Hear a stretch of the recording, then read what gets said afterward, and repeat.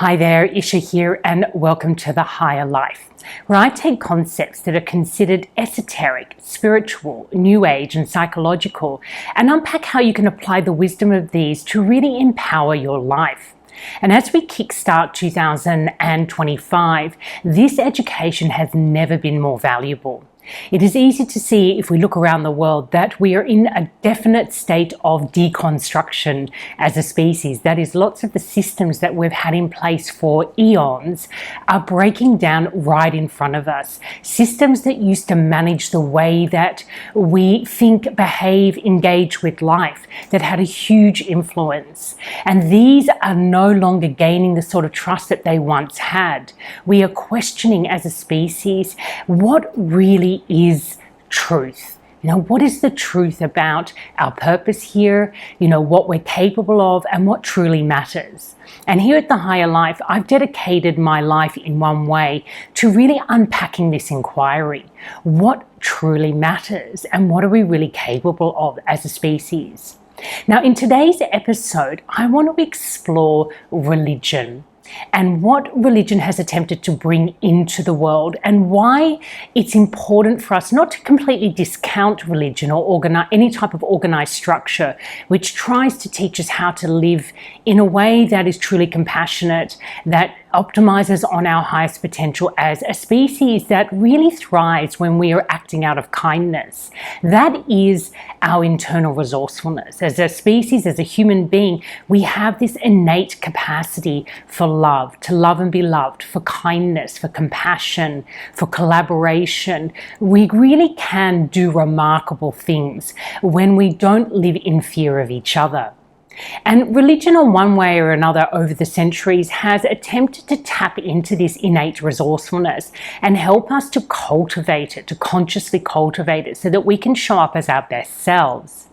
However, like any power structure, because religion most definitely operates out of a kind of power structure, it is easily hijacked and used for the wrong purposes. So therefore, it is very easy for a human being to become over-identified with their religion of choice, or the religion that they grew up with, or to become over-identified with a rejection of all religion and stay stuck at a very superficial understanding of this institution or these types of, processes that are at play out in the world. Now, here at the Higher Life, what I like to do is really look for what empowers us in any given concept that I choose to explore. And this is the same for religion. What I really want to do is look at what can religion truly offer us if we let go of all the superficial fears we have around it, or superficial over-attachments we have to what our particular religion that we identify with is asking of us, and really look at the major religions. What might they be trying to cultivate? I think that's a wonderful inquiry, because if you do look at the major religions, and when I say major religions, I'm looking at religions in which you not necessarily need to be born into it, but you can choose to follow that religion.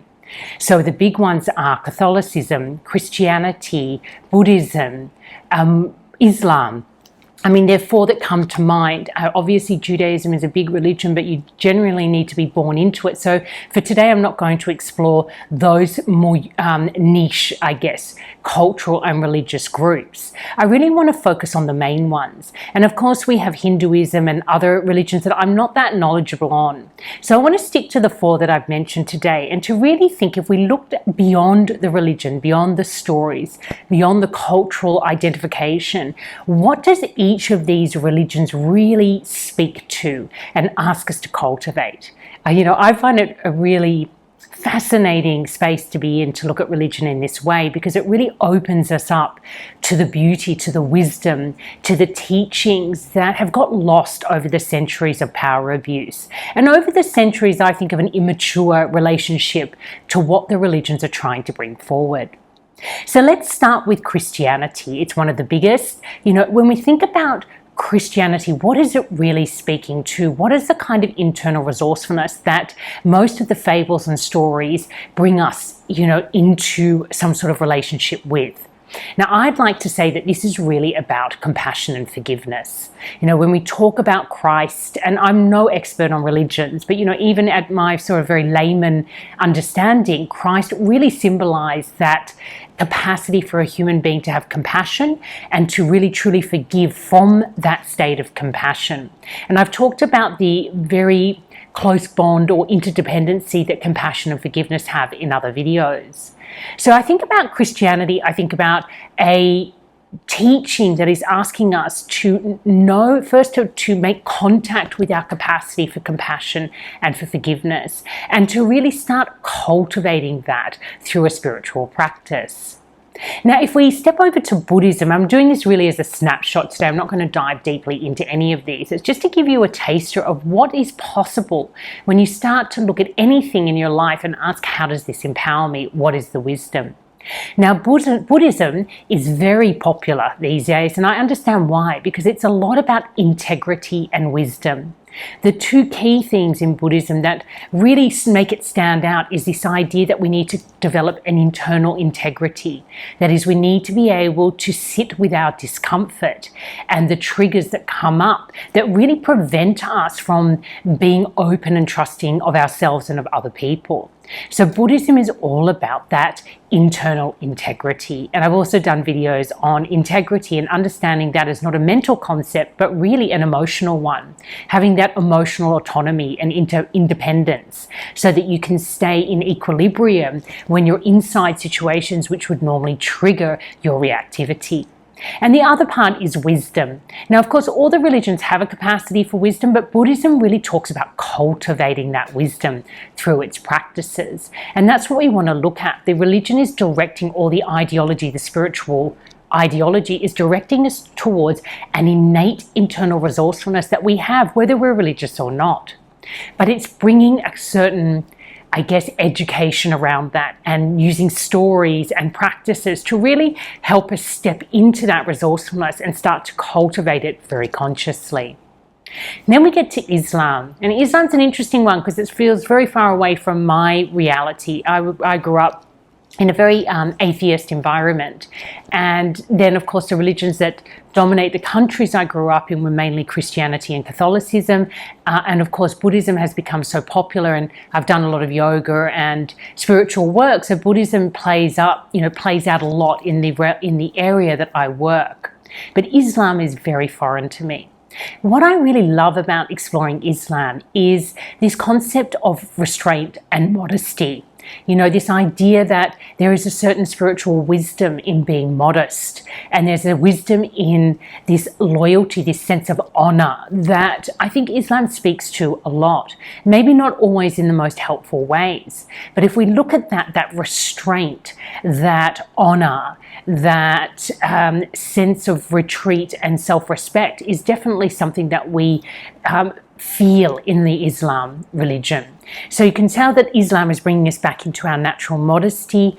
It's looking at that sense of restraint, that sense of duty to family and to culture. It asks you to consider your actions and how they impact the whole of your society or your family. Now, that can be misconstrued and easily used for power abuse, but there is definitely a wisdom in restraint and modesty, and one that probably would play out very well at the moment when we feel, we're in a world where there is a lot of narcissism being played out in social media and a lot of expression of ideas and beliefs that are quite harmful. We could all do with a bit of modesty and a bit of restraint when we want to talk about living in a more collaborative and kind community, a global community. So there we have it. The only one that I haven't touched on is Catholicism. Now, this is actually super interesting. I was really had to spend a bit of time with Catholicism, and I think that what the Catholics really bring into light is the shadow. There's a lot of talk about sin, and it's been, feared, the Catholic religion, because of their emphasis on sin and wrongdoing.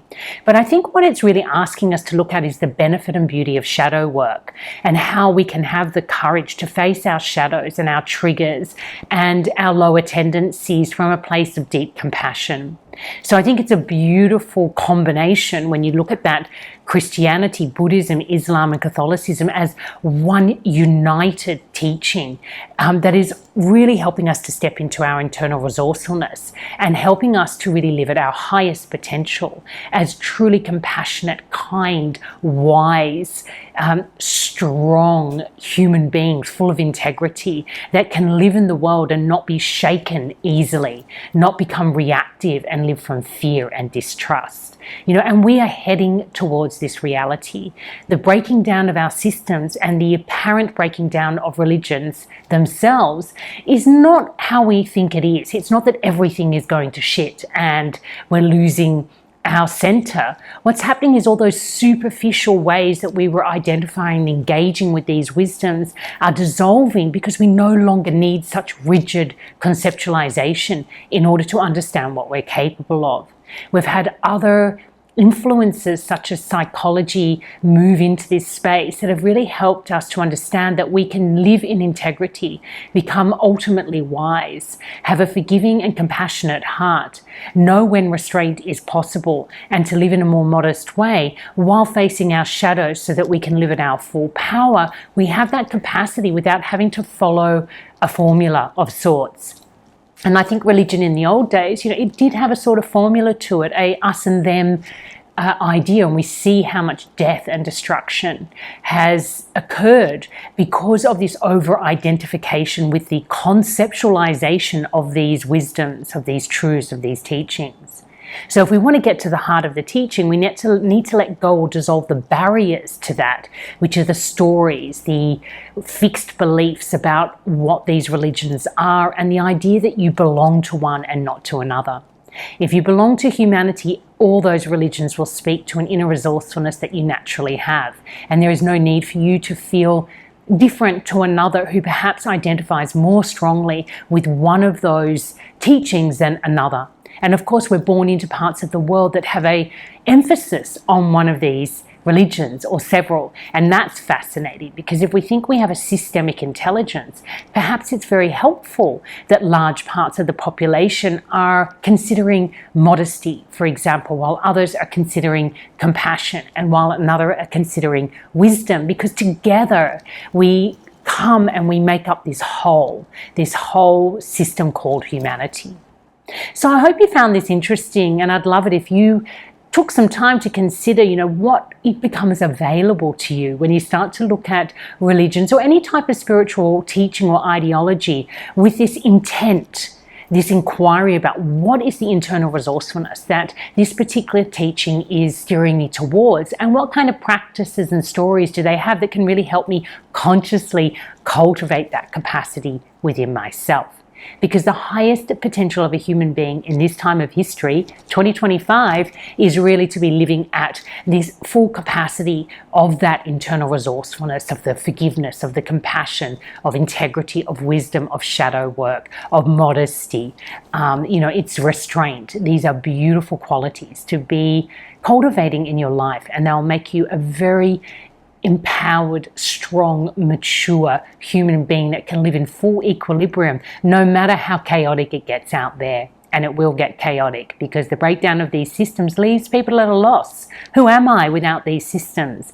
But you will find out who you really are once these systems fall away. It's the most exciting time to be alive. And I really hope that you can feel that resonant energy of these kind of teachings and how they have a really important role to play as we move forward. Now, if you love this work and you're thinking, yes, this really resonates, and I'd love to cut to the core and get clear on what I can do to live as a truly empowered human being, check out the personal transformation journey that I guide people through at HigherLife Academy. It's a self-guided journey. However, I am with you all the way through videos and teachings. And it's really a one-path approach to living a truly empowered life, to experiencing personal prosperity and bringing global well-being into our current reality. What a wonderful way to live your life. So check that out, HigherLife Academy. So until next time, take care and love life.